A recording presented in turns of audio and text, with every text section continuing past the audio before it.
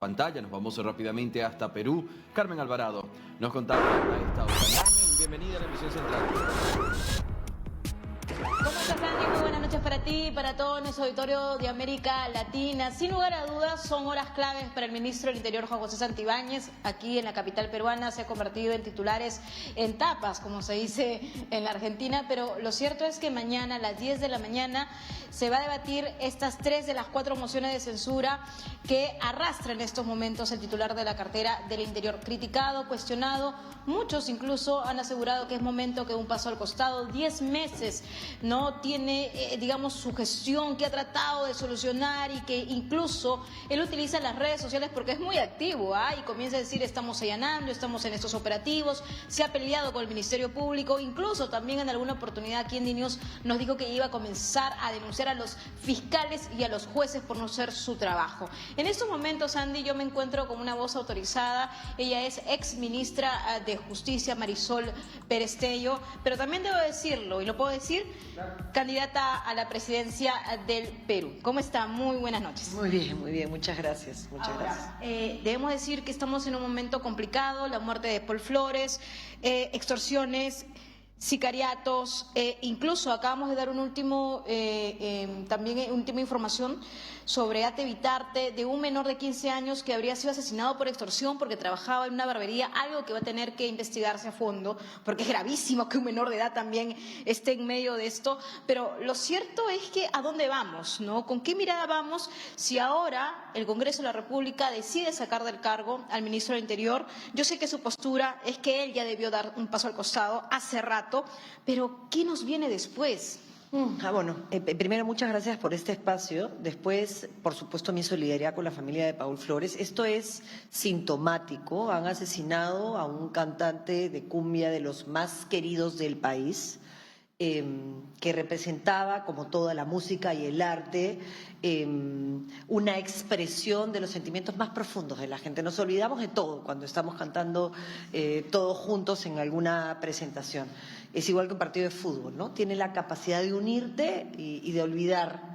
Y ya cuando matas a alguien así, eso moviliza, ¿no? Ahora que te van a tratar de subir políticos, pero esto es como un estadio de fútbol. Tú tienes a los jugadores en cancha y tienes al público. El público ovaciona a su país. Y nosotros nos vamos a jugar el partido en el 26, donde se cambia a todas las autoridades del Perú, desde presidente hasta alcalde de Centro Poblado Mayor, de Centro Poblado, que es la forma de organización territorial más chiquita. Que saquen a este ministro en realidad es una muestra de dignidad. El ministro Santibáñez es el ministro 13º de esta gestión. Es una locura. Tú no puedes, un país que tiene delincuencia común y tiene criminalidad organizada, que tiene el problema de ser el más bajo en resiliencia y uno de los más altos en criminalidad, el destino es muy oscuro, ¿no? Los asesinatos se suman uno a otro, las extorsiones se suman, el miedo ha tomado el control y la libertad sale por la ventana. El miedo entra por la puerta, la libertad sale por la ventana, y entonces comienzas a reclamar medidas populistas que te encantan el oído pero que no resuelven, ¿no? Pena de muerte, declarar estados de emergencia, meter a la cárcel a los niños más chiquititos, cuando ninguna de las 3 cosas funciona. No voy a cuestionar la viabilidad moral de ninguna de las 3. ¿Son eficientes? No son eficientes. ¿Resuelven el problema? No resuelven el problema. Entonces, ¿qué hacemos? Resolvamos el problema. Eso es recursos. Sin plata no se hace nada. Porque si necesitas una unidad de flagrancia, que significa que se juntan Poder Judicial, Fiscalía, Policía, Defensa Pública, para que si agarras a alguien, lo metas en el acto a la cárcel, lo único que necesitas es voluntad política y plata. Porque puedes poner en cada penal del Perú, en cada región del país, una unidad de flagrancia de frente a la cárcel. Ahorras tránsito, posibilidad de que se escape. ¿Y eso qué es? Plata y voluntad política, porque puedes empezar en menos de 30 días, incluso con módulos, y ya después construyes, ¿no? Claro. No, ellos construyen primero, 2 años después, más muertos. Eso es una locura. Pero mañana puede pasar de todo. Entonces, quien vaya a ser el rostro, que vaya a ser, digamos, ahora el titular de esta cartera, le falta poco tiempo a Dina Boluarte, pero puede haber una cadena de muertes y va a seguir pasando, porque diariamente esto sigue subiendo. Pero eso tiene otras causas. Este señor tiene que salir por otra razón.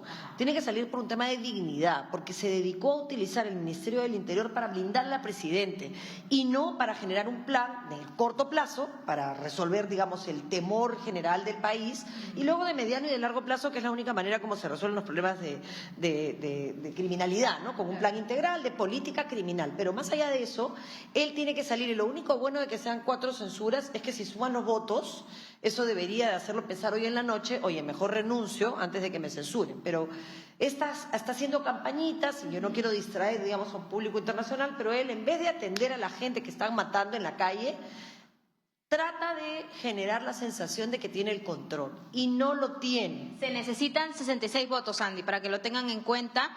Y según el conteo que hacíamos durante toda la mañana, incluso con unos personajes que están cambiando de opinión, porque cambian de opinión, y claro, por eso también ha sido la presentación, había como unos 50 y tantos. La pregunta, si llegará o no, lo vamos a saber mañana. Pero teniendo a Marisol Pérez Tello, que la tiene clara, y al parecer a eso apunta, ¿qué hacemos? O sea, ¿qué hacemos ahora? Usted ha dicho, las unidades de flagrancia, sí, pero es todo un procedimiento. Tenemos una crisis carcelaria, incluso muchos apuntan al modelo de Nayib Bukele, y aquí el modelo de Nayib Bukele también es muy comentado. A ver, ¿qué hacemos? Respeto, lo único que es interesante del modelo de Nayib Bukele es que ha logrado dar sensación de seguridad. Ya si eso funciona o no funciona en la realidad, si hay violaciones a la ley, es un tema de El Salvador, yo no me voy a meter, pero El Salvador es el tamaño de Ica, que es una de las regiones más chiquititas del Perú, pues no es, con todo respeto, no hay, digamos, hay países chiquititos que son impresionantes, pues, ¿no? Cualquier país europeo es una envidia, aunque sea mucho más chiquito, pero este no es el caso. Además, El Salvador tiene maras salvatruchas. Ese no es el caso en el Perú. En el Perú todavía no hay control de territorio. Entonces, copiar ejemplos que no aplican al país es irresponsable, profundamente irresponsable. El Perú tiene costa, sierra y selva, cordilleras, problemas de avigeos, que se roban vacas en un lado, gallinas en otro lado, que en otro lado, en la costa peruana, extorsionan a un pescador y lo desaparecen en alta mar. Entonces, cada bodegueros, el señor que vende huevitos de codorniz en el terminal de 1 metro, todo es distinto. Trata de personas, narcotráfico. Acá hay 3 problemas, que yo quiero decir, hay 5 soluciones. ¿Cuáles son los 3 problemas? Corrupción a todo nivel, arriba, abajo, al costado, al medio, en lo público y en lo privado. Eso es un primer problema endémico del país. Segundo, el discurso no viene acompañado de la plata. Todos los políticos y todos sabemos que yo puedo querer comprarme una casa, pero si no tengo plata, planos.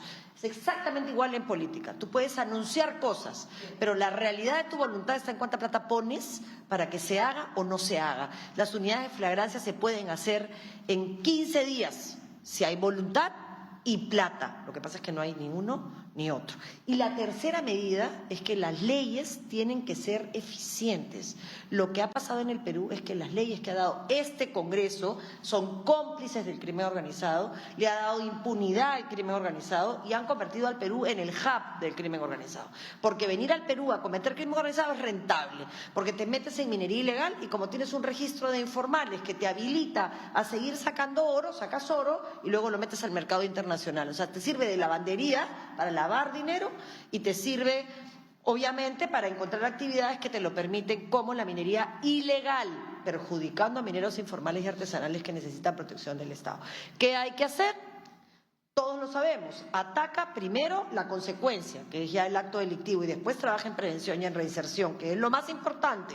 Pero hoy es un segundo momento. Lo primero es, necesitas unidades de flagrancia, o sea, te agarro haciendo algo, a la cárcel, en el acto. Pero las cárceles están copadas. Ya, ese es un segundo problema. Saca a los que no hacen daño, pues el que se le vaciaron los frenos y mató a alguien. O sea, grilletes electrónicos, ¿qué hacemos con los extranjeros? Yo puse 16 grilletes electrónicos en el año 2017. ¿Sabes cuántos se han puesto? Menos de 60, en 8 años. Y quieren poner 600 en un año. Pongan 7.000. 7.000 es el número de presos por delitos de menos de 5 años. Sácate a todos los que están por cumplir condena, que ya cumplieron el 60, el 70, el 80% de su condena y han progresado en su conducta. Saca a los que tienen delitos culposos, que no son malos sino tontos, se le vaciaron los frenos, pues ya. Entonces, negligencia. Entonces, grilletes electrónicos. Urgente, mañana. Y con eso puedes ocupar 3. ¿Qué hacemos con los extranjeros? A su casa, ya está la ley. Yo saqué 3 charters de presos españoles. Los mandas a su casa. Si están sentenciados, los subes en un avión y los dejas en la frontera si es que el Estado no los quiere recibir, porque tienen que entrar a su casa. Los pueden impedir salir, pero no entrar. Ya si el Estado no los quiere meter a la cárcel, es su problema. Los mandas a su casa. ¿Nuevas cárceles o cómo hacemos con las que tenemos? Mientras haces una cárcel, ¿qué haces con los que están? Tienes que meter todos los... Saca de la cárcel. Puedes sacar 7.000 o 10.000 con mucha facilidad sin poner en riesgo el país. Los que están por cumplir condena, que ya se portan bien, que son muchos, muchos más de los que se cree. Los que tienen penas chiquitas, todos los delitos culposos, con grilletes a su casa. ¿Qué hacemos con la justicia? Porque son varios años, hasta 10 años, 20 años, lo hemos visto en casos políticos, esperar un juicio. ¿Qué hacemos con todo eso? 35 años. 35 años. ¿Qué hacemos? Lo primero es, hay que agarras haciendo algo a la cárcel, flagrancia, hazla, construye esas unidades en los penales. Primero construcciones temporales y ya después las definitivas, pero rápido. Eso no necesita más de 15 o 20 días para funcionar con presupuesto para que la Fiscalía y el sistema de justicia puedan ir, o hacerlo virtual. Necesitas solamente el espacio físico para el delincuente y después puedes hacer el juicio de flagrancia de 1000 maneras si quieres. Segundo, cuando no es flagrancia, tienes que asignar recursos para que lo que empieza ahora termine en el plazo que manda la ley o sanciones al funcionario que no hace su trabajo, policía, fiscal o juez. Porque si no, la gente, cuando un proceso dura tanto, hace lo que le da la gana. Y ahí te pregunto, en ese sentido, ¿consideras, como muchos otros políticos han mencionado, que el sistema judicial se ha politizado? ¿También piensas así? Absolutamente, pero es lo menos politizado que hay. La justicia se ha politizado, no el sistema, no el Poder Judicial, la Fiscalía, la justicia. Hoy usas la justicia para perseguir a tus enemigos políticos. Ayer le tiraron un huevo al carro de la presidenta y detuvieron al chico. Si el huevo le hubiera caído a otro, no habría pasado nada, ¿no? Está bien, no te estoy diciendo que está bien, pero una presidenta que en un desfile de 28 de julio insulta a un ciudadano, porque lo insulta, le mencionó a su mamá, ¿qué está esperando de la ciudadanía? Flores. Claro. O sea, si tú no respetas al otro en su diferencia, si tú permites que hayan asesinado en el sur del Perú, como se asesinó a gente que no estaba de acuerdo contigo, y ni siquiera hiciste una comisión investigadora, ni siquiera forzaste al Congreso a que hiciera una comisión investigadora, ¿qué estás esperando de los ciudadanos? Yo te digo una cosa, se necesita ovarios, ¿no? U otra cosa para liderar. Y eso es el liderazgo. Pero, ¿qué harías en el Brain, en la zona del narcotráfico tú? Pues que son preguntas distintas, ¿no? Mira, tú necesitas voluntad política y valor, mucho valor, porque estás enfrentando crimen organizado y el crimen organizado lo que no puede comprar, lo mata. O sea, que tienes que saber que no estás enfrentando gente que te va a amenazar, estás enfrentando gente que te puede matar. Tienes que tener el valor para hacerlo. Si no lo tienes, no te metas en esto. Porque si vas a actuar con cobardía, te van a encimar, van a comprar todo lo que puedan comprar o lo van a atemorizar. Entonces, lo primero es mucho valor. Lo segundo es, ataca primero la zona urbana. El BRAEM, primero vas a tener que encapsularlo y después atacar directamente. Ataca los insumos. Si no hay insumos, no hay narcotráfico. Pero de verdad, pues hay zonas en el Perú, por ejemplo, de Ayacucho, de Huamanga, Huanta, que tiene más grifos que carros. Ya pues, entonces, ¿por qué hay tantos grifos si no hay consumidores? Las fronteras, Marisol. Sin duda las fronteras, pero las fronteras porosas de Perú no las vas a poder enfrentar, no vas a poder hacer un muro en todas las fronteras peruanas, no se va a poder, pues si se nos caen los puentes, imagínate si vamos a poder hacer un muro. Entonces, ¿qué tienes que hacer? Darle facilidades al extranjero que entra al Perú para que se registre, de manera que tú sabes quién entra. Y si alguno de ellos no se registra y lo agarras sin documentos, lo deportas. Pero como no eres estratégico para enfrentar los problemas, crees que vas a poder controlar fronteras. No se puede, se meten por el mar, se meten por el río. Es facilísimo cruzar la frontera peruana a Chile y la frontera peruana a Ecuador. Y no te digo de las fronteras con Brasil, Bolivia, Colombia, o sea, eso es porosas gigantes, imposibles de proteger. No hay militares, no hay policías, no hay funcionarios para poder proteger toda nuestra zona de frontera. Y si lograras hacer eso, entran por el mar. No hay forma. Entonces, lo que hay que hacer es saber que todo el que transita tiene que tener una identificación. Y si no la tiene, lo deportas. No sé dónde va, lo meto a la cárcel hasta que hable. Marisol, ¿por qué quieres ser presidenta?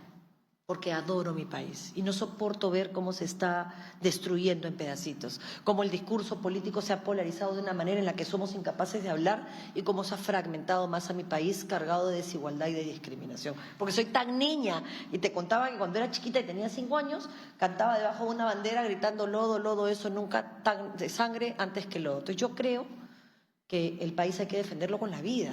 Y he hecho política toda mi vida. La política modifica estructuras, cambia estructuras. Ahora, yo estoy dispuesta a ser general o a ser soldado.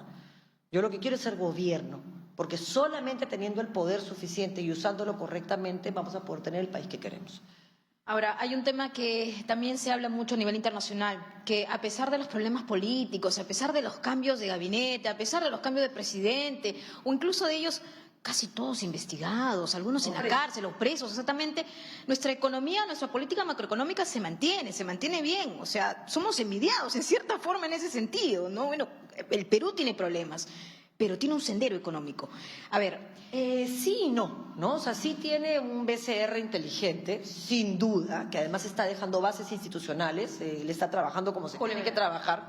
Julio Velarde, sabiendo que no es eterno y que va a tener que irse, entonces deja bases sólidas para que hayan reemplazo. Por eso estoy muy orgullosa de tenerlo a él dirigiendo el BCR. Todos. Pero también tienes una economía escondida, ¿no? Informal, ¿no? Informal, y de eso se aprovecha la ilegalidad, pues, ¿no? Entonces, si tú no tienes, por ejemplo, una ley de extinción de dominio que teníamos en el Perú y que comenzó a hacer que les duele el bolsillo y que los delincuentes digan, mejor nos vamos a otro país porque el Perú nos quita la plata, y tú quieres ahora en el Congreso destruir esa legislación, tienes que perseguir el dinero. Si tú sigues el dinero, encuentras a toda la criminalidad. Obviamente, si son 5.000 o 10.000 dólares en una economía informal como la nuestra, no, pues, ¿no? Porque eso, en verdad, es casi parte de la economía informal que está generalizada en el Perú, ¿no? Pero ya $1 millón, ya pues, ¿no? O sea, puedes poner un tope mínimo y decir, bueno, si tú no puedes explicar de dónde sacaste esos $500.000, yo presumo que es fuente ilícita y te lo quito. Y se acabó. Tú puedes reclamar, demuéstrame pues de dónde sacaste la plata. No, que vendo anticuchos. Bueno, demuéstrame cuántos anticuchos vendes y que puedes hacer esa cantidad de plata y yo te devuelvo tu bien. Pero claro, ahora quieren cambiar la ley y eso sería el fin de la capacidad de perseguir el crimen organizado y convertiría al Perú ya no solamente en un espacio de impunidad desde el punto de vista de la persecución, sino en un paraíso donde puedes ir, cometer un delito, te meten 5 años nomás a la cárcel si eres una autoridad política, o sea, el poder protegiendo al delincuente, y después sales y la plata se queda contigo. Y si pones a un viejito de testaferro y se muere, no pasa nada porque heredan. Son unos sinvergüenzas, pues discúlpenme, pero yo no sé ser políticamente correcta, no me gusta ser políticamente correcta. Yo creo que la gente merece la verdad. La verdad no es sencilla en el Perú, pero sí hay esperanza, y la esperanza está puesta en que la gente no pierda la fe en el Perú. Y a pesar de que todo se ve oscuro, seamos conscientes que podemos salir adelante. Ya hemos salido adelante antes de problemas como Sendero Luminoso y ya le hemos ganado. Claro que podemos ganarle un extorsionador. El tema es que hay que estar unidos, que hay que estar juntos, que hay que elegir bien y que hay que ser capaces de renunciar a la aspiración legítima por algo más grande que nosotros, que es el Perú. Bien, Marisol Pérez Tello, ex ministra de Justicia y ahora candidata a la presidencia del Perú, pero que tiene todo el camino, y de hecho vamos a estar a la espera también si pasamos la valla, ¿no? Sí, eso es... Yo estoy aspirando a ser presidenta. De pasar la valla, digamos que para mí es, si no llegas a pasar la valla, entonces sí, es un claro, chiste, ¿no? Exactamente. Muchas gracias a Marisol Pérez Tello. Andy, compañero, contigo en estudios. Gracias, Carmen Alvarado. Vaya entrevista la que nos has brindado en esta jornada. Estaremos muy atentos a cómo todo evoluciona en tu país.